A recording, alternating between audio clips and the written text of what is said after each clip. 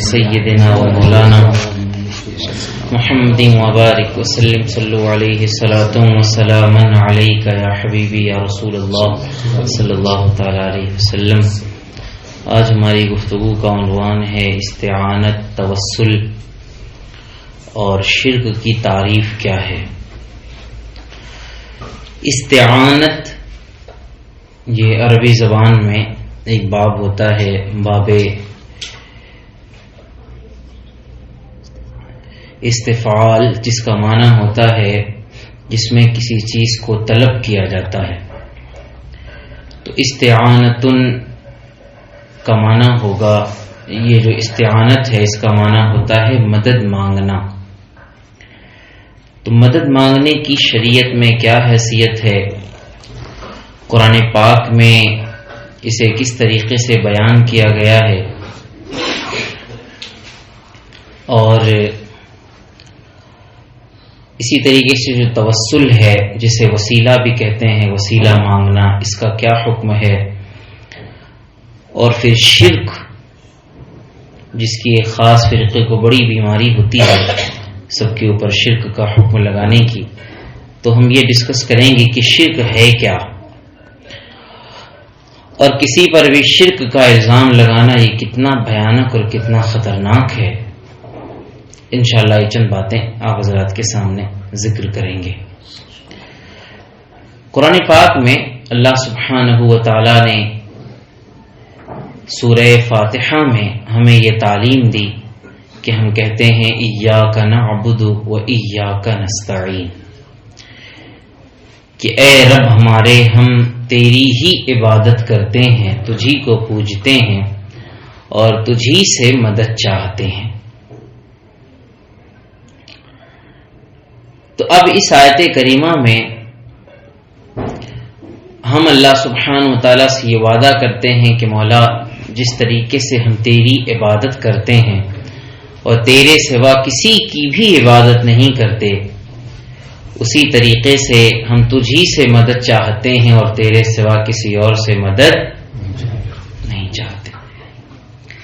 تو اب اگر دنیا میں کسی اور سے مدد مانگیں تو جس طرح اللہ کے سوا کسی اور کی عبادت کریں تو شرک ہوگا، اسی طریقے سے اگر اللہ سبحانہ و تعالیٰ کے علاوہ کسی اور سے مدد مانگیں تو یہ وہابیوں کا کہنا ہے کہ وہ بھی شرک ہوگا۔ ہم یہ کہتے ہیں کہ اس آیت کریمہ میں اللہ سبحانہ و تعالیٰ نے جو ہمیں یہ سکھایا ہے کہ ہم یوں عرض کریں کہ ہم تجھی سے مدد مانگتے ہیں، اس کا معنی یہ ہے کہ ہم تجھی کو مددگار حقیقی سمجھ کر صرف تجھی سے مدد مانگتے ہیں، اور باقی دنیا میں انسان جس سے بھی مدد مانگتا ہے اسے مددگار حقیقی نہیں مانتا ہے، بلکہ اللہ کی عطا سے مدد کرنے والا مان کر اس سے مدد مانگتا ہے۔ اچھا، ہم نے یہ جو اس آیت کریمہ کا مطلب سمجھا، کیا اپنی طرف سے سمجھا یا قرآن و حدیث میں اس کی دلیلیں موجود ہیں؟ اور اگر یہ مطلب نہ لیا جائے تو پھر کیا ہوگا، اسے آپ کو بہت غور سے آج سمجھنا ہے۔ اللہ کے سوا کسی اور سے مدد مانگنا کسی بھی کام کے لیے ہو، چھوٹے سے چھوٹے کام، بڑے سے بڑے کام کے لیے، اگر یہ مطلق طور پر شرک ہو جائے، جیسے اللہ کی عبادت کرتے ہیں، اگر کسی سے کسی کی ایک لمحے کے لیے بھی کوئی عبادت کرے تو یہ شرک ہو جائے گا کہ نہیں ہو جائے گا؟ ہو جائے گا شرک۔ اسی طریقے سے اگر بندہ اللہ کے سوا کسی اور سے کچھ بھی مدد مانگے، اگر وہ شرک ہو جائے تو دنیا کا کوئی بھی انسان شرک سے بچ نہیں پائے گا۔ کیوں؟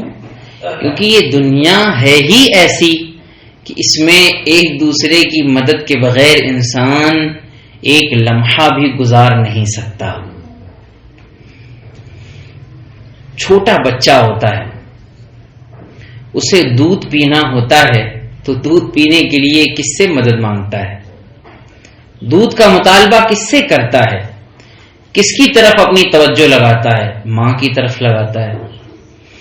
ہم بڑے ہوتے ہیں، کھانے کی ضرورت ہوتی ہے تو کمانے جاتے ہیں، جاب کے لیے کس سے کہتے ہیں؟ انسانوں سے ہی کہتے ہیں۔ بیمار ہو جاتے ہیں، اپنی بیماری دور کرنے کے لیے، شفا حاصل کرنے کے لیے کس سے مدد مانگتے ہیں؟ ڈاکٹر سے مدد مانگتے ہیں۔ دنیا کی جو بھی آپ مثال لے لیجیے، سفر کرتے ہیں، کہیں ٹریول کر رہے ہیں، ٹرانسپورٹ والے کی مدد لیتے ہیں، ایئرپلین جو ایئر لائنز ہیں ان کی مدد لیتے ہیں۔ تو انسان کی زندگی میں کوئی موڑ ایسا نہیں آتا جہاں وہ انسان کسی کی مدد نہ مانگے یا مدد نہ چاہے۔ ہر زندگی کے موڑ پہ انسان کو کسی نہ کسی کی مدد کی ضرورت ہوتی ہے۔ اگر ایسا کرنا شرک ہو جائے کہ ایک دوسرے سے کسی سے بھی اگر مدد مانگا تو شرک ہو جائے گا، تو دنیا کا کوئی بھی انسان مشرک ہونے سے بچ نہیں پائے گا۔ یہ ہے خود قرآن کریم میں اللہ سبحانہ و تعالی نے ایک دوسرے کی مدد کرنے کا حکم دیا ہے۔ مطلب یہ ہے کہ مدد کرنا جائز ہے، تبھی تو کہا ہے ایک دوسرے کی مدد کرو۔ اور انسان مدد کرتا ہی تب ہے جب سامنے والا مدد مانگتا ہے۔ ایسا ہے کہ نہیں ہے؟ اگر سامنے والا مدد مانگے ہی نہ تو آپ کو پتہ ہی نہیں چل پائے گا کہ اس کو کسی چیز کی ضرورت ہے۔ اگر آپ پیاسے ہیں تو سامنے والے کو پتا کیسے چلے گا کہ آپ پیاسے ہیں؟ آپ اس سے کہیں گے بھائی ذرا پانی پلا دو، تب تو اس کو پتا چلے گا۔ آپ بھوکے ہیں، آپ سامنے والے سے کہیں گے کہ بھائی مجھے بھوک لگی ہے، کھانا کھلا دو۔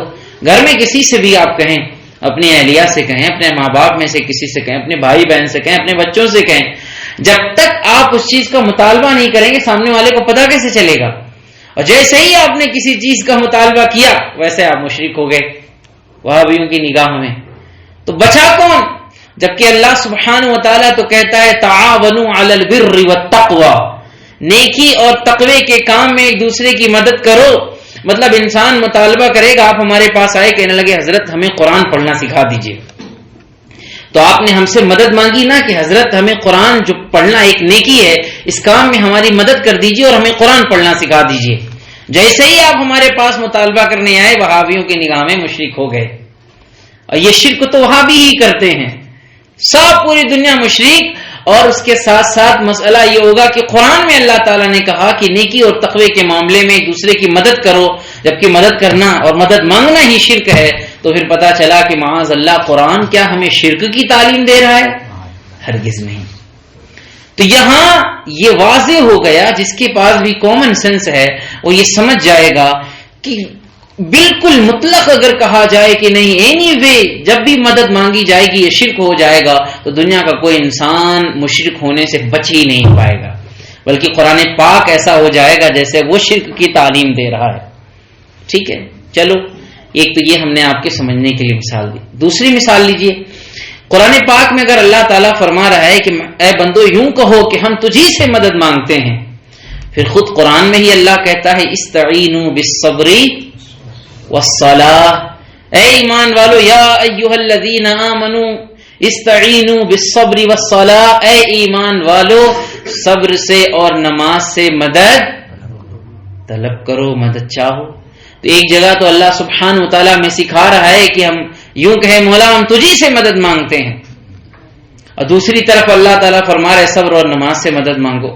اب یہاں پر یہ جو وہابی ہیں ان کا یہ سب سے بڑا جواب ہے کہ تم یہ کہتے ہو کہ اللہ کے سوا کسی سے بھی مدد مانگیں گے تو شرک ہو جائیں گے، تو کامن سینس ہی سے ایکسپٹ نہیں کرتے، اور دنیا کا کوئی شخص بھی مشرک ہونے سے نہیں بچے گا، تم خود مشرک ہو جاؤ گے۔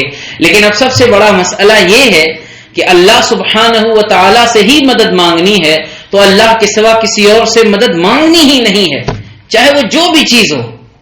کیا صبر اللہ تعالیٰ ہے؟ صبر اللہ تعالیٰ تو نہیں ہے نا۔ کیا نماز اللہ تعالیٰ ہے؟ نماز اللہ تعالیٰ تو نہیں ہے نا، غیر اللہ ہے نا۔ تو آپ کسی سے بھی مدد مانگیں گے مشرک ہو جائیں گے، تو کیا معاذ اللہ قرآن پاک میں اللہ تعالیٰ شرک کی تعلیم دے رہا ہے اور ایسا کام کرنے کو کہہ رہا ہے جو شرک ہے؟ نہیں، ایسا نہیں۔ تو معاملہ کیا ہے پھر؟ کیوں ہم قرآن پاک میں یوں کہتے ہیں کہ ایاک نستعین، ہم تجھی سے مدد مانگتے ہیں، اور پھر دوسری چیزوں سے بھی مدد مانگتے ہیں؟ تو سچائی کیا ہے؟ ہم کہیں کہتے ہیں تجھ ہی سے مدد مانگتے ہیں, only and only you we seek help from, تو ہم سب صرف تجھ ہی سے مدد مانگتے ہیں. تو پھر جب یہ وعدہ کرتے ہیں ہم سورۃ الفاتحہ میں, تو دوسرے سے مدد کیوں مانگتے ہیں؟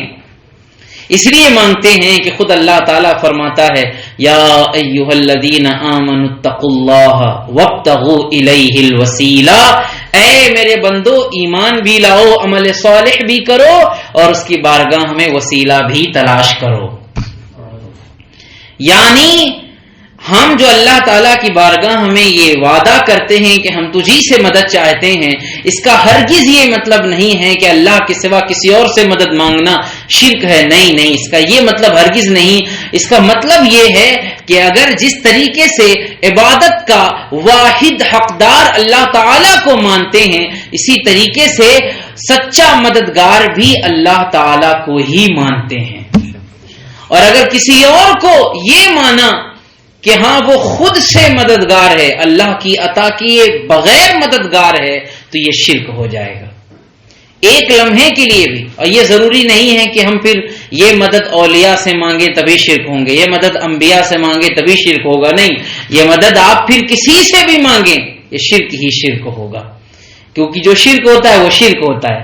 اگر خدا کے سوا معاذ اللہ کوئی فرشتوں کی بھی عبادت کرے تب بھی مشرک ہے, خدا کے علاوہ کوئی پتھر کی عبادت کرے تب بھی شرک ہے, اور خدا کے علاوہ کوئی انسان کسی نبی کی عبادت کرے تب بھی شرک ہے. شرک سب کے لیے برابر ہے. اور اللہ سبحانہ و تعالیٰ نے قرآن پاک میں ہمیں یہی تعلیم دی ہے کہ ہم سچا مددگار اور حقیقی مددگار اللہ سبحانہ و تعالیٰ کو مانیں, اور اس کی عطا سے جتنے مدد کرنے والے ہیں سب سے مدد طلب کریں. تو یہ ہرگز شرک نہیں. کیوں؟ کیونکہ ہم جس سے بھی مدد طلب کریں اور جو بھی ہماری مدد کرے, یہ حقیقت میں اللہ تعالی ہی کی مدد کرنا ہے, اللہ تعالی ہی کا مدد کرنا ہے, کسی اور کا مدد کرنا نہیں ہے. یہ ہمارا اہل سنت و جماعت کا عقیدہ ہے, اور یہی صحابہ کرام کا عقیدہ, یہی صحابہ کرام کے بعد سے لے کر آج تک کے مسلمانوں کا عقیدہ ہے. اور جو اس طریقے کا کم عقلی والا عقیدہ گڑھا گیا کہ اللہ کے سوا کسی اور سے مدد مانگیں گے تو شرک ہوگا, یہ جہالت پر مبنی ہے, گمراہی پر مبنی ہے, اور لوگوں کو کفر کی طرف لے جانے والا یہ عقیدہ ہے. بلکہ آپ جس مسلمان کو مشرک کہیں معاذ اللہ, اور جس کے اوپر آپ نے کفر کا الزام لگایا جبکہ اس نے کفر کیا نہیں ہے, تو آپ جھوٹا الزام لگانے کی وجہ سے وہ کفر خود آپ کی طرف لوٹ کر آئے گا, اور جو کہنے والا ہے وہ خود کافر ہو جائے گا. تو اس لیے جو لوگ دوسروں کے اوپر شرک کا الزام لگاتے رہتے ہیں, در حقیقت وہ اپنی ہی آخرت برباد کر رہے ہوتے ہیں. اب قرآن پاک میں اللہ سبحانہ و تعالیٰ نے اس کی بہت سی مثالیں بیان فرمائی ہیں, اور احادیث کریمہ سے بھی اس کا بہت واضح طور پر ثبوت ہوتا ہے. مثالیں دیکھیے, یہ کہتے ہیں کسی اور سے مدد مانگنا. اب سب سے پہلے تو یہ کہتے ہیں نہیں, دنیا کے معاملات میں آپ کسی سے بھی مدد مانگیں وہ شرک نہیں ہے, مگر آخرت کے معاملے میں کسی سے مدد مانگیں گے تو یہ شرک ہو جائے گا. تو ان سے سوال یہ ہے کہ بھائی یہ شرک کی تعریف یا شرک کا یہ مطلب آپ نے کہاں سے نکال کر کے لے لیا, جبکہ سچائی یہ ہے کہ چاہے دنیا کا معاملہ ہو اور چاہے آخرت کا معاملہ ہو, جب بھی کسی سے یہ سوچ کر مدد مانگی جائے کہ یہ اللہ کی عطا کے بغیر مدد کرے گا, تو چاہے دنیا کا معاملہ ہو چاہے آخرت کا معاملہ ہو, یہ شرک ہی ہوگا. چاہے دنیا کا معاملہ ہو چاہے آخرت کا. اور اگر یہ مانا جائے کہ اگر اللہ تعالیٰ نے اسے اختیار دیا ہے کہ یہ دنیا کے معاملے میں بھی میری مدد کر سکتا ہے اور آخرت کے معاملے میں بھی میری مدد کر سکتا ہے اور اللہ کی عطا سے ہی مدد کر سکتا ہے, اور پھر اس سے مدد مانگی جائے, تو یہ ہرگز شرک نہیں ہے, بلکہ یہ تو انبیاء کرام کا بتایا ہوا عقیدہ ہے جو ہم تک پہنچا ہے. کیسے آپ دیکھیں قرآن پاک میں اللہ سبحانہ و تعالیٰ نے حضرت عیسیٰ علیہ الصلوۃ والسلام کی حکایت بیان فرمائی کہ عیسیٰ علیہ الصلوۃ والسلام نے اپنی حواریین سے فرمایا کہ اے میرے حواریوں, کون ہے جو میری مدد کرے گا اللہ سبحانہ و تعالیٰ کی راہ میں؟ کون ہے من انصاری الی اللہ, کون ہے جو میری مدد کرے گا اللہ سبحانہ و تعالیٰ کی بارگاہ میں؟ تو اگر مدد مانگنا یہ شرک ہوتا تو عیسیٰ علیہ الصلوۃ والسلام اپنے حواریین سے, اپنے امتیوں سے کیوں مدد مانگتے؟ اب وہ بھی دین کے معاملے میں مدد مانگ رہے ہیں, کسی دنیا کے معاملے میں مدد نہیں مانگ رہے ہیں, دین کے معاملے میں. اور عیسیٰ علیہ السلام کو مدد کی ضرورت بھی کیا, وہ تو اللہ کے نبی ہیں, ان کا اور اللہ سبحانہ و تعالیٰ کے درمیان تو کسی اور کا واسطہ بھی نہیں. وہ اپنے رب سے دعا کریں. اللہ کے محبوب بندے ہیں اور ساری مخلوق میں جو نبی کا مرتبہ ہوتا ہے سب سے بلند و بالا ہوتا ہے, لیکن انہوں نے بھی وسیلہ تلاش کیا یہ اس بات کو بیان کرنے کے لیے تاکہ آنے والے سارے مسلمانوں کے لیے یہ نصیحت ہو جائے کہ لوگوں سے دین کے معاملے بھی مدد لی جا سکتی ہے اور دنیا کے معاملے میں بھی مدد لی جا سکتی ہے. اللہ کے نبی نے کہا کہ من انصاری الی اللہ, کون ہے جو میری مدد کرے گا اللہ سبحانہ و تعالیٰ کی طرف, کہ اللہ سبحانہ و تعالیٰ کی راہ میں جو بھی جد و جہد کرنی ہے, جو کوششیں کرنی ہیں اس میں میری مدد کرے. اعلیٰ حضرت علیہ رحمت و رضوان کی بارگاہ میں کسی وہابی نے ایک شعر لکھ کر کے بھیجا, آپ کی توجہ, لکھ کر کے یہ بھیجا کہ وہ کیا ہے جو نہیں ملتا خدا سے. تو جو ہے آپ کی, وہ کیا ہے جو نہیں ملتا خدا سے جسے ہم مانگتے ہیں اولیاء سے. کہ بھائی اللہ تعالیٰ کی بارگاہ سے کیا نہیں مل سکتا تو آپ اولیاء سے کیوں مانگتے ہیں؟ اللہ سے مانگیے. یہ سب سے بڑا سوال ہوتا ہے وہابیوں کا کہ جب سب اللہ تعالیٰ دیتا ہے اور دے بھی سکتا ہے تو ہم اللہ تعالیٰ سے مانگنے کی بجائے اولیاء سے کیوں مانگتے ہیں؟ تو اعلیٰ حضرت علیہ رحمت و رضوان تو وقت کے امام ہیں نا, مجدد وقت ہیں, دین کی تجدید کرنے والے ہیں, اور جو مجدد وقت ہوتا ہے وہ اپنے وقت کا قطب بھی ہوتا ہے. اعلیٰ حضرت علیہ رحمت و رضوان کو اللہ تعالیٰ نے علم بھی عطا فرمایا تھا, عرفان بھی عطا فرمایا تھا. اعلیٰ حضرت صرف کتاب کے خشک عالم نہ تھے بلکہ اللہ سبحانہ و تعالی کی معرفت رکھنے والے عارف ربانی بھی تھے. اعلیٰ حضرت علیہ رحمت و رضوان ایسے نہ تھے کہ جن کے علم نے انہیں گمراہ کر دیا. اعلیٰ حضرت تو وہ تھے کہ اگر ان کے پاس ایک ہاتھ میں علم ربانی تھا تو دوسری طرف عشق الہی بھی تھا اور عشق رسالت بھی موجود تھا. تو جس کی دستگیری اللہ سبحانہ و تعالیٰ کی رحمت کرے اور مصطفیٰ جان رحمت کی عنایت کرے وہ جواب کیسے دیتا ہے؟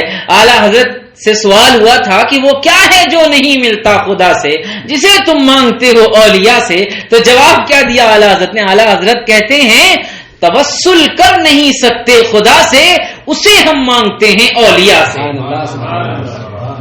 مطلب کیا ہوا کہ اللہ نے قرآن میں ہمیں حکم دیا ہے ابتغوا الیہ الوسیلہ, کہ اے بندو میری طرف وسیلہ تلاش کرو, کسی کو وسیلہ بناؤ.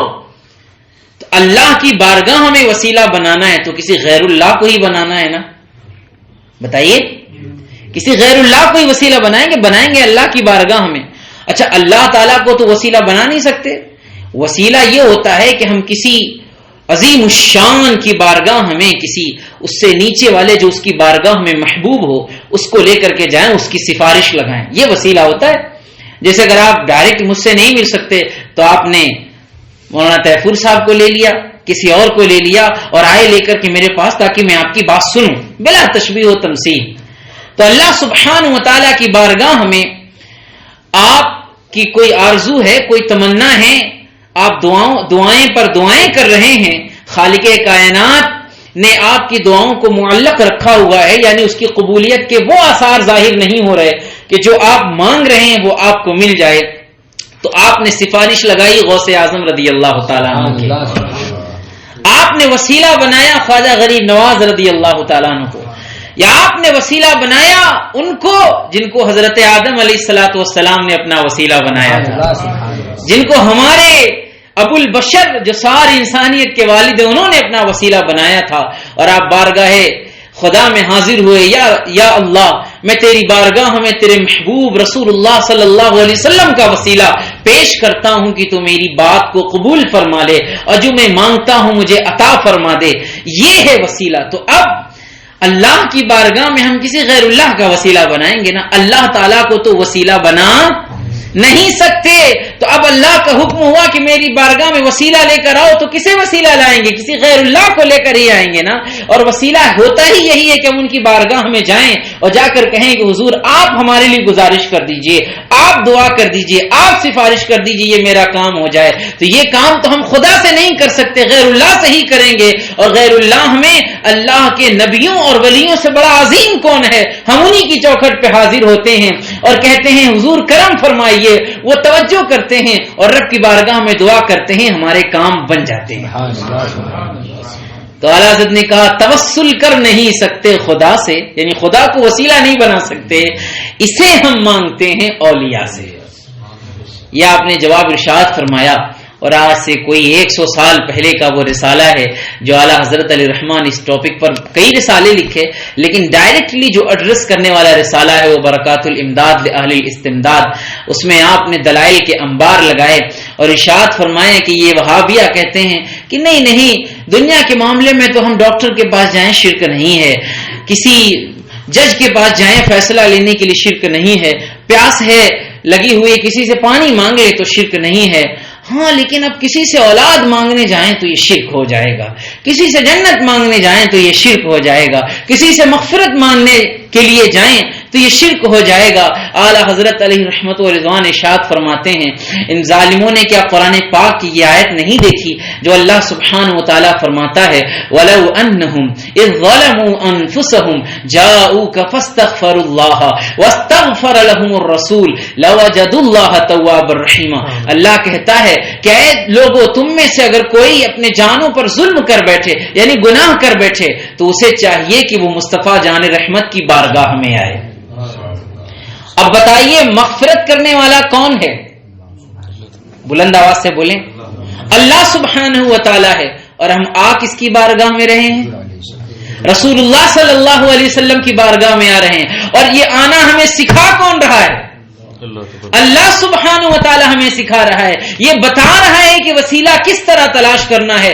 رب کیا ضروری ہے کہ کیا رب مصطفیٰ جان رحمت کی بارگاہ میں آئے بغیر مغفرت نہیں کر سکتا؟ بالکل کر سکتا ہے. وہ قادر ہے، وہ غفور ہے، وہ بخشنے والا ہے، وہ رحیم ہے، وہ رحمت فرمانے والا ہے. وہ ڈائریکٹ بھی مغفرت فرما سکتا ہے، مگر اس کی منشا یہ ہے، اس کی مرضی یہ ہے کہ مغفرت بھی کروں گا تو وسیلے سے کروں گا. بولیے سبحان اللہ. مغفرت بھی کروں گا تو وسیلے سے کروں گا. آؤ میرے رسول کی بارگاہ میں، وہاں آ کر ان سے کہو کہ اے اللہ کے رسول ہم تو استغفار کرتے ہی ہیں، آپ ہمارے لیے اللہ سے معافی کی دعا کر دیجئے. جب رسول کا وسیلہ لگے گا تو اللہ فرماتا ہے لَوَجَدُوا اللَّهَ تَوَّابًا رَحِيمًا. اللہ سبحانہ و تعالیٰ توبہ بھی قبول کرے گا اور رحمت بھی فرمائے گا.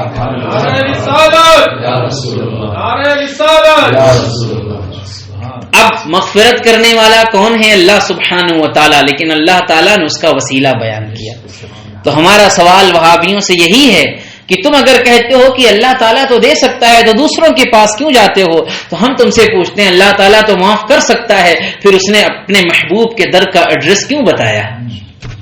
یہ سوال تو تمہارے اوپر ہوتا ہے. ہم نے یہ کب انکار کیا کہ اللہ تعالیٰ ڈائریکٹ نہیں دے سکتا؟ بالکل دیتا ہے، وہ قادر بھی ہے. جیسے ہم نے پہلے دن عرض کیا تھا کہ اللہ تعالیٰ رازق ہے کہ نہیں رازق؟ وہ ڈائریکٹ بھی رزق دے سکتا ہے، مگر کیا ڈائریکٹ دیتا ہے؟ وہ نہیں دیتا. کسی کو ڈائریکٹ عطا فرماتا ہے اپنے خاص بندوں کو. جیسے آپ نے حضرت مریم رضی اللہ تعالیٰ عنہ کے بارے میں کل سنا کہ اللہ تعالیٰ ان کے لیے جنت سے رزق بھیجتا تھا، نہ انہیں کمانا پڑا، نہ انہیں توڑ کے لانا پڑا، نہ خریدنا پڑا، کچھ نہیں پڑا.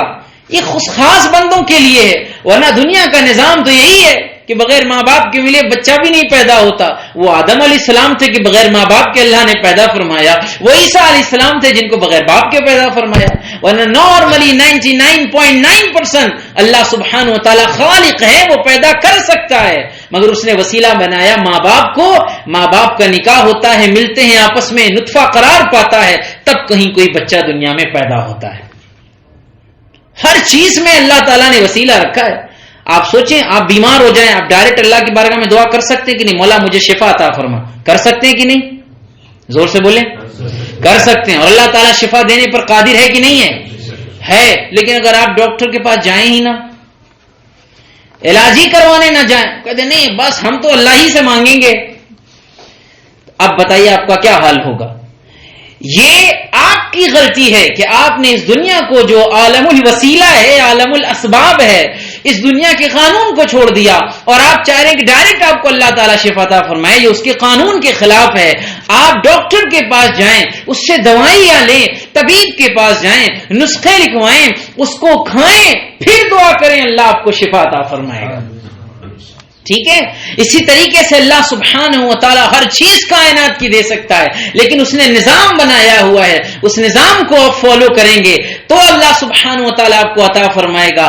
آپ کو اللہ کی رحمت چاہیے تو اللہ والوں کے پاس آئیے، اللہ تعالیٰ کی نعمت چاہیے تو اللہ والوں کے پاس آئیے، اللہ سبحانہ و تعالی کا فضل چاہیے تو اللہ والوں کے پاس آئیے.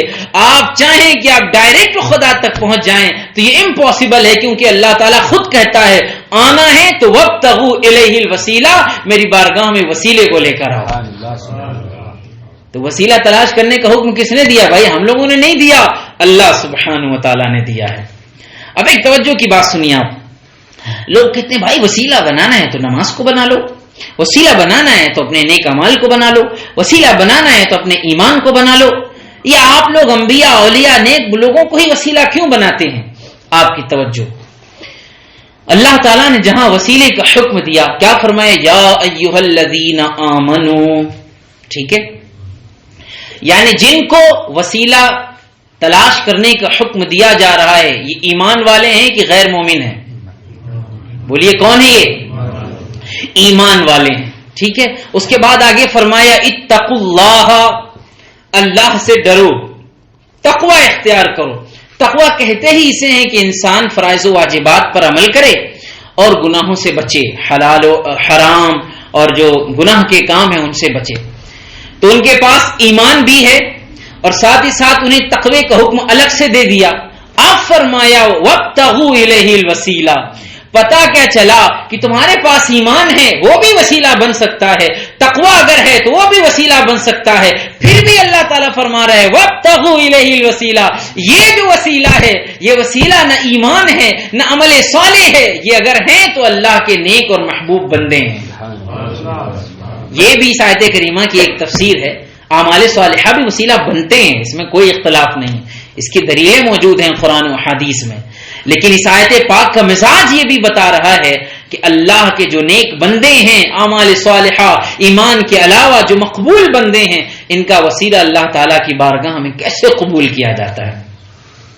اب یہ بات جو کہی تھی کہ دنیا کے معاملات میں کر سکتے ہیں آخرت کے معاملات میں نہیں، تو اس کا ہم نے جواب دے دیا کہ شرک ہوتا ہے، چاہے دنیا کے معاملے میں ہو چاہے آخرت کے معاملے. اور آخرت کے معاملے میں یعنی جو ایمانیات سے دیکھیے مغفرت حضور کی بارگاہ سے مل رہی. جنت کی مثال لے لیجئے، حضرت ربیعہ رضی اللہ تعالیٰ عنہ حضور کے خادم ہیں اور حضور پاک صلی اللہ علیہ وسلم کی بارگاہ میں آپ نے وضو کا پانی پیش فرمایا.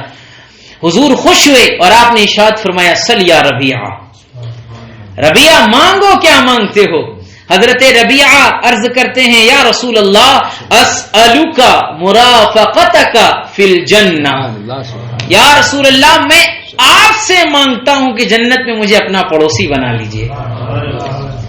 اب بتائیے جنت دینا اور جنت میں پڑوسی بنانا، جنت دینا اور جنت میں پڑوسی بنانا یہ خالص آخرت کا معاملہ ہے کہ نہیں ہے؟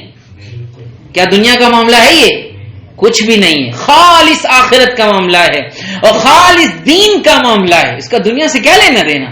دنیا دار تو جنت و دوزخ کو مانتے ہی نہیں ہیں، ان کی بات ہی چھوڑ دیجیے آپ. خالص آخرت کا معاملہ ہے اور خالص دین کا معاملہ ہے. اور اللہ سبحانہ و تعالیٰ نے تو جنت کی نعمتوں کا ذکر فرمایا قرآن پاک میں، اور جنت کا خالق اللہ سبحانہ و تعالیٰ ہے. تو مانگنا ہے جنت تو اللہ سبحانہ و تعالیٰ سے مانگیے. خود ہمارے آقا صلی اللہ علیہ وسلم کی وہ دعا ہے اللہم انی اسألک الجنت واعوذ بک من النار. خود حضور دعا مانگتے تھے کہ اے اللہ میں تجھ سے جنت کا سوال کرتا ہوں اور جہنم سے تیری پناہ چاہتا ہوں. اب یہ کوئی کہے وہابی کہ رے بھائی دیکھو حضور تو خود جنت اللہ سے مانگ رہے ہیں، حضور جنت کا سوال تو خود اللہ سے کر رہے ہیں اور صحابی حضور سے کیوں مانگ رہے ہیں جنت؟ یہاں فرق یہی ہے کہ جنت حقیقی طور پہ دینے والا اللہ سبحانہ و تعالی ہے، مگر اللہ تعالی نے اپنی عطا سے اپنے محبوب کو مالک جنت بنایا ہے۔ حقیقی طور پہ دینے والا اللہ ہے، اور یہ حقیقی جو اس کی شان ہے، یہ انبیاء کرام کا معاملہ ہے کہ ان کے اور رب کے درمیان کوئی وسیلہ نہیں، وہ ڈائریکٹ اپنے رب سے مانگتے ہیں۔ مگر ہم امتیوں کے لیے عمل یہ ہے کہ ہم جب جنت مانگتے ہیں تو مصطفیٰ کے وسیلے سے مانگتے ہیں۔ دیکھو خود حضور تو جنت مانگتے تھے اللہ سبحانہ و تعالیٰ سے، لیکن صحابی نے کیا کہا؟ اسألوک، آئی آسک یو، یا رسول اللہ میں آپ سے مانگتا ہوں۔ تو اگر معاذ اللہ حضور سے جنت کا سوال کرنا خالص آخرت کا، خالص دین کا معاملہ، یہ شرک ہوتا، حضور کہتے ہیں تم نے تو شرک کر دیا، اللہ سے مانگو اللہ ہی دیتا ہے، جنت کا سوال مجھ سے کیوں کرتے ہو، یہ تو شرک ہے۔ مگر حضور نے نہیں کہا، اور سنیوں کو یہ بتا دیا کہ تجھ سے اور جنت سے کیا مطلب، وہاں بھی دور ہو، ہم رسول اللہ کے، جنت رسول اللہ کی۔ جنت تو انہیں ملے گی جو مصطفیٰ کے قدموں سے لگے ہوئے ہیں۔ عرض کی اسألک مرافقتک فی الجنہ، یا رسول اللہ میں آپ سے مانگتا ہوں، جنت مانگتا ہوں، اور جنت میں آپ کا پڑوس مانگتا ہوں۔ اور ہم لوگوں کی تو حیثیت ہی کیا ہے۔ شاہ عبد الحق محدث دہلوی علیہ الرحمت و رضوان ارشاد فرماتے ہیں کہ یہاں حضور نے جو حضرت ربیعہ سے فرمایا کہ سل یا ربیعہ، اے ربیعہ مانگو اللہ سے، تو مشکات شریف کی شرح میں شیخ عبد الحق محدث دہلوی کہتے ہیں فارسی میں کہ از اطلاق سوال کی فرمودہ سل بحمدہی تخصیص نہ کر دو بے مطلوبی خاص، معلوم می شود کی کارے ہما بدست ہمت و کرامت اوست صلی اللہ تعالی علیہ وسلم۔ یعنی حضور نے اسے جو فرمایا کہ مانگو ربیعہ، کیا مانگتے ہو، ایسا کہا، یہ نہیں کہا کہ دنیا والی کوئی چیز مانگ لینا، آخرت والی کوئی چیز مانگ لینا، یا بس اس ڈپارٹمنٹ میں کوئی مانگنا۔ بھائی ہم اگر کسی سے کہیں گے تو اپنے اختیار کے حد میں کہیں گے نا کہ بھائی ہم سے وہ مانگو جو میں دے سکتا ہوں۔ اب مجھ سے اگر کوئی کہہ دے کہ مجھے پرائیویٹ جیٹ چاہیے تو میں دے سکتا ہوں کیا؟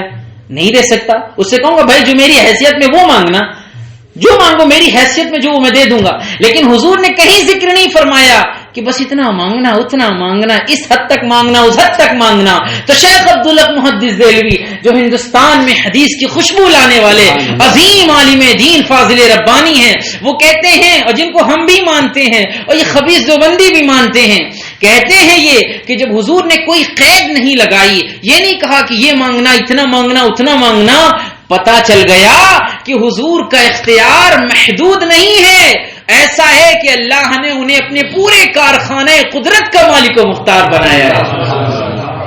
یہی تو حضور تاج الشریعہ کہتے ہیں نا کہ جہاں وانی عطا کر دیں، بھری جنت ہبا کر دیں، نبی مختار کل ہیں، جس کو جو چاہیں عطا کر دیں۔ جنت مانگ رہے ہیں، شرک نہیں ہو رہا ہے، اور آج یہ وہابیہ ہمیں شرک سکھاتے ہیں۔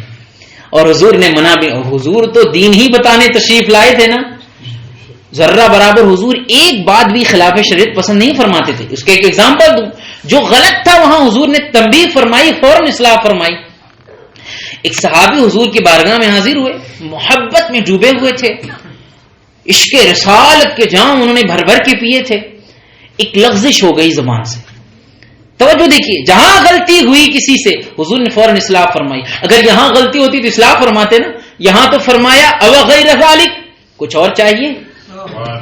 ارے محبت سے بولے یا سبحان اللہ۔ جنت مل رہی ہے، مصطفیٰ کے ایک اشارے سے مل رہی ہے، اور جنت میں بھی نعمت یہ کہ حضور کی خدمت کرنے کے لیے وہیں جگہ بھی مل رہی ہے، حضور کی خدمت میں رہنے کا موقع بھی مل رہا ہے۔ اتنی بڑی نعمت مل گئی، مگر حضور کا دریائے رحمت تو جوش پر کہتے ہیں او غیر ذالک کا ہوا ذاک یا رسول اللہ، اتنا ہی ملے تو بیڑا پار ہے۔ سبحان اللہ۔ تو اتنی بڑی نعمت عطا فرمائی، اگر جنت مانگنا غلط ہو تو حضور اصلاح فرماتے کیوں؟ دیکھیے دوسری جگہ پر ہے کہ رسول کائنات صلی اللہ علیہ وسلم کی بارگاہ میں ایک صحابی آئے، اور وہ جوش میں تھے، محبت کے چشمے میں گویا کی ڈبکیاں لگا رہے تھے۔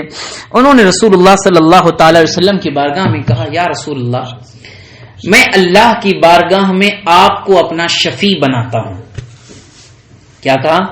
اللہ کی بارگاہ میں آپ کو اپنا شفیع یعنی سفارش کرنے والا، شفاعت کرنے والا بناتا ہوں کہ آپ اللہ کی بارگاہ میں میری طرف سے سفارش کریں، ہے نا، انٹرسیشن کریں۔ پھر اس کے بعد انہوں نے یہ کہا، یہ جملہ ان سے غلطی سرزد ہوئی، انہوں نے کہا اور آپ کی بارگاہ میں اللہ کو اپنا شفیع بناتا ہوں، یعنی معاذ اللہ آپ کی بارگاہ میں میرا سفارشی میں رب کو بناتا ہوں۔ یہ تو غلط ہو گیا، کیونکہ سفارش جس کی بارگاہ میں کی جائے گی وہ کون ہے؟ اللہ سبحانہ و تعالیٰ ہے، جو عظیم و برتر ہے، اس سے کوئی بلند و بالا نہیں، اس کی بارگاہ میں ہم سفارشی لائیں گے کسی کو؟ قرآن نے ہمیں سکھایا ہے کہ من ذا الذی یشفع عندہ الا باذنہ، اس کی بارگاہ میں کون سفارش کرے گا مگر سوائے اس کے جس کو وہ سفارش کی اجازت عطا فرمائے گا۔ ایسا کوئی نہیں ہے کائنات میں جس کی بارگاہ میں معاذ اللہ اللہ کو سفارشی بنا کر لائے جائے۔ حضور ناراض، حضور نے فوراً فرمایا ویحک انہ لا یستشفع باللہ علی احد شان اللہ اعظم من ذالک، یہ تم نے کیا کہہ دیا؟ اللہ تعالی کو کسی کی بارگاہ میں سفارشی نہیں بنایا جائے گا کیونکہ اللہ کی شان سب سے بلند و بالا ہے۔ فوراً اصلاح فرمائی کہ نہیں فرمائی؟ فوراً اصلاح فرمائی، یہاں کچھ نہیں فرمایا بلکہ کہا اور کچھ چاہیے، کہا حضور بس اتنا ہی چاہیے، اور حضور نے عطا فرما دیا۔ ٹھیک ہے، یہ جنت کی بات ہو گئی۔ آپ کچھ لوگ کہیں کہ ٹھیک ہے یہ جنت کی حضور صلی اللہ علیہ وسلم نے ان کو جنت کے لیے ان کے لیے دعا فرما دی، یہ ہوا، بات کو گھمایا جائے جو کہ حدیث پاک میں نہیں ہے، تو چلو ہم دوسری مثال دیتے ہیں۔ سنن ابن ماجہ میں ہے، سنن نسائی میں ہے، ترمذی شریف میں ہے، تینوں صحاح ستہ کی ان کتابوں میں ہے۔ حضرت عثمان ابن حنیف رضی اللہ تعالیٰ عنہ سے روایت ہے، وہ کہتے ہیں ایک نابینا صحابی حضور کی بارگاہ میں حاضر ہوئے اور عرض کی یا رسول اللہ میرے حق میں دعا فرما دیجئے کہ اللہ تعالیٰ میری آئی سائٹ کو واپس فرما دے۔ بلائنڈ صحابی تھے، حضور دعا فرما دیجئے کہ اللہ تعالیٰ میری آئی سائٹ واپس فرما دے، میری بینائی واپس فرما دے، میں دیکھنے والا ہو جاؤں۔ حضور نے فرمایا جاؤ وضو کرو، 2 رکعت نماز ادا پڑھو، 2 رکعت نماز پڑھو اور اس کے بعد یہ دعا کرو۔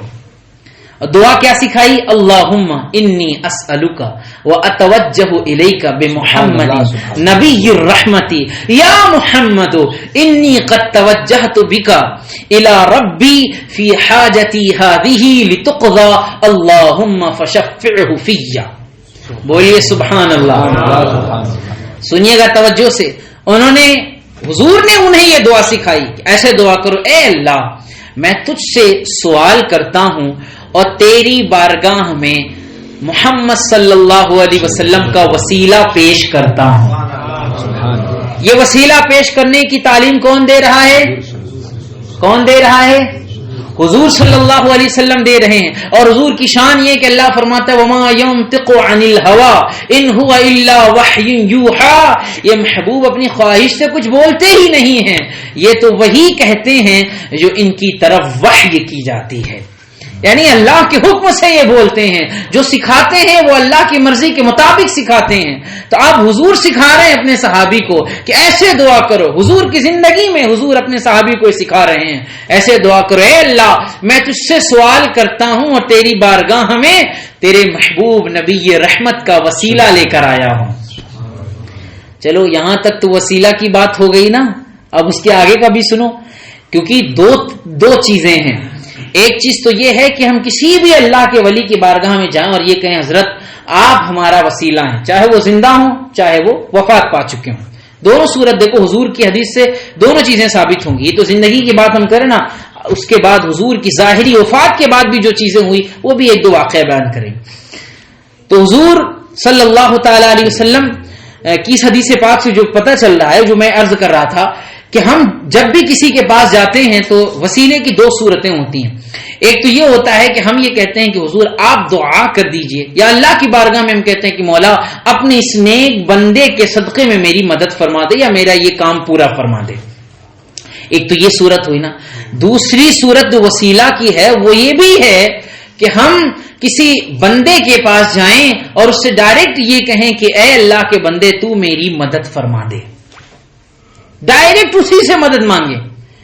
یہ بھی شرک نہیں ہے، یاد رکھیے، اگر یہ بھی شرک ہو جائے تو شاید معاذ اللہ کوئی بھی شخص مشرک ہونے سے بچ نہیں پائے گا. اچھا آپ سوچئے، آپ ڈاکٹر کے پاس جاتے ہیں، دوا اس سے لیتے ہیں، اس سے کہتے ہیں ڈاکٹر صاحب میرا علاج کر دیجئے. علاج کرنا، شفا دینا اللہ سبحانہ و تعالیٰ کی شان ہے کہ وہ شفا عطا فرماتا ہے. ٹھیک ہے، آپ پیاسے ہیں، آپ کسی کے پاس گئے، بھائی پانی دے دو، میری پیاس بجھا دو. تو پیاس بجھانا یہ کون اس کا کام ہے؟ اللہ سبحانہ و تعالیٰ کا کام ہے. کھلانے والا کون ہے؟ اللہ سبحانہ و تعالیٰ ہے. ہر چیز کا حقیقی مالک اور حقیقی صفت اللہ سبحانہ و تعالیٰ کے اندر موجود ہے. تو جب ہم دنیا میں کسی سے کچھ ڈائریکٹلی مانگتے ہیں، شرک نہیں ہوتا، تو آخرت کے معاملے میں اگر ہم کچھ مانگ لیں تو شرک کہاں سے ہو جائے گا؟ یہ سمجھنا چاہیے. کیونکہ یہ وہابی یہی دھوکہ دیتے نہیں، دنیا کی چیزوں میں چلے. کیسے چلے گا بھائی؟ شرک تو شرک ہے. کسی مرے ہوئے انسان کو بھی اللہ کے برابر کہو گے تو مشرک ہو جاؤ گے، زندہ انسان کو بھی اللہ کے برابر کہو گے تو مشرک ہو جاؤ گے، چینچی کو بھی اللہ کے برابر کہو گے تو مشرک ہو جاؤ گے، اور اگر ہاتھی کو بھی اللہ کے برابر کہو گے تو مشرک. شرک تو شرک ہے، کسی کے ساتھ بھی کرو آپ. دنیا چھوٹے بڑے کا کوئی فرق نہیں ہے. یہ سب ان ظالموں کا صرف دھوکہ ہے. تو ہم ڈائریکٹلی جب کسی سے مانگتے ہیں یہ بھی شرک نہیں ہوتا، اور اس کا بھی ثبوت احادیث کریمہ میں ہے. خود اللہ کے رسول صلی اللہ علیہ وسلم کی متعدد احادیث کریمہ اس مضمون کی ہے کہ حضور نے فرمایا اطلب الخیر عند حسان الوجوہ. فرمایا کہ بھلائی مانگنی ہے تو ان کے پاس جاؤ جن کے چہرے منور ہیں. سبحان اللہ. بارونق چہرے. دوسری روایت میں ہے کہ اطلب الخیر والحوائج من حسان الوجوہ، کہ تم کو اپنی ضرورتیں چاہیے اور بھلائی کا سوال کرنا ہے، ان کے پاس جاؤ جن کا چہرہ چاند کی طرح چمکتا ہو. جو خوبصورت چہرے والے ان کے پاس جاؤ، یعنی ان سے مانگو. یہاں تو کہیں نہیں کہ اللہ سے، اور ہوتا بھی یہی ہے. ہم ڈائریکٹلی جا کر کہتے ہیں بھائی میری مدد کر دو. یہ تھوڑی کہتے ہیں کہ اللہ تعالیٰ میں اس بندے کو تیری بارگاہ میں وسیلہ بناتا ہوں تو میری مدد کر دے. ایسا کوئی کہتا ہے؟ قرض مانگنا ہوتا ہے، پریشانی ہوتی ہے، ڈائریکٹ ہم جاتے ہیں ایک دوسرے کے پاس، کہتے ہیں بھائی میری مدد کر دو. اس سڑک پر جو بھیک مانگنے والے ہوتے ہیں ٹھنڈیزے کرتے رہتے ہیں، یہ ڈائریکٹلی تو آپ سے مدد مانگ رہے ہوتے ہیں کہ خدا کی بارگاہ میں دعا کرتے ہیں آپ کو وسیلہ بناتے. ایسا تو نہیں ہے. اور حدیث پاک میں بھی ہے کہ جب تم میں سے کسی شخص کی کوئی چیز گم ہو جائے تو اسے چاہیے کہ وہ ندا دے یا عباد اللہ اعینونی، اے اللہ کے بندوں میری مدد کرو. اور جو ایسا کرتا ہے تو اللہ کے بندے اس کی مدد کرتے ہیں اور اس کا کام بن جاتا ہے. تو یہ ڈائریکٹ بندوں سے مانگنا ہوا نا کہ اللہ کے بندوں میری مدد کرو. یہ تو نہیں کہا کہ اے اللہ میں تیری بارگاہ میں ان کا وسیلہ لے کر آیا ہوں تو میری مدد کر دے. پتہ کیا چلا؟ ڈائریکٹ مانگنا بھی شرک نہیں ہے، جبکہ جس سے مانگا جا رہا ہے اس کو خدا نہیں سمجھا جا رہا ہے.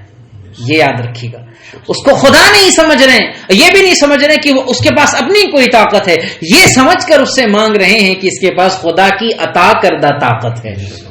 تو اس میں کوئی حرج نہیں ہے.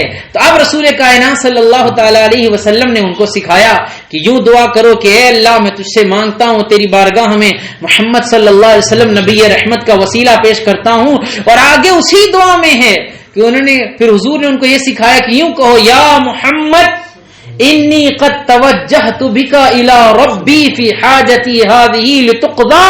اے محمد میں آپ کی بارگاہ میں آیا اور آپ کو اللہ کی بارگاہ میں وسیلہ پیش کرتا ہوں تاکہ یہ میری حاجت پوری ہو جائے. آپ کو اللہ کی بارگاہ میں وسیلہ بناتا ہوں. اور پھر یہ دعا کرے اللہم فشفعہ فیا، اے اللہ میرے حق میں ان کی سفارش کو قبول فرما لے. وہ نبی نہ صحابی نے دعا کی، اللہ تعالیٰ نے اسی وقت ان کو آنکھیں عطا فرما دی. یہ تو زندگی میں آپ کہتے نہیں بھائی زندہ لوگوں سے کریں ٹھیک ہے، جو انتقال کر گئے ان سے مدد مانگیں گے تو شرک ہو جائے گا.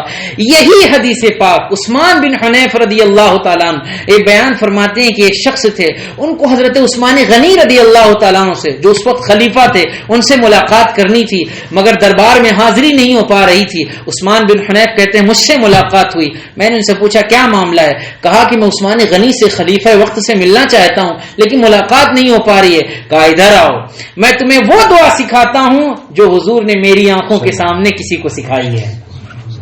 ان کو لے کر آئے، یہی حدیث سنائی اور کہا اس طریقے سے دعا مانگو. انہوں نے دعا کی، اگلی صبح ہی بارگاہ عثمان غنی میں ان کی حاضری ہوئی اور ان کی ضرورت پوری کر دی گئی. اللہ سبحان اللہ. یعنی جس طریقے سے حضور کی زندگی میں مانگا حضور کے بعد بھی مانگا. اللہ اکبر. اور یہ تو نبیوں سرور کائنات صلی اللہ تعالی علیہ وسلم کا معاملہ ہے. کسی بھی ولی سے اللہ سبحانہ و تعالیٰ کے نیک بندوں سے مدد مانگنا, ان کو اللہ کی بارگاہ میں اپنا وسیلہ بنانا, یہ شرک کہاں سے ہوگا؟ خود غوث اعظم رضی اللہ تعالیٰ عنہ فرماتے ہیں من استغاث بی فی قربۃ کشفت عنہا, کہ جو مجھ سے کسی بھی پریشانی میں میری مدد مانگے گا میں اس کی پریشانی کو دور کر دوں گا. جو مجھ سے کسی شدت اور غم کے موقع پر میری مدد کا طلبگار ہوگا, فرماتے ہیں فرجت عنہ, کہ میں اس سے اس کی اس پریشانی کو دور فرما دوں گا. اور فرمایا کہ جس کو کوئی حاجت پیش آئے وہ مجھے ندا کرے. اور پھر وہ جو صلاۃ الغوثیہ اس کی تعلیم بیان فرمائی کہ اس طریقے سے نماز ادا کرے کہ ہر رکعت میں سورہ فاتحہ کے بعد 11 مرتبہ سورہ اخلاص پڑھے, اور جب نماز پڑھ کے 2 رکعت فارغ ہو تو 11 مرتبہ درود پاک پڑھے.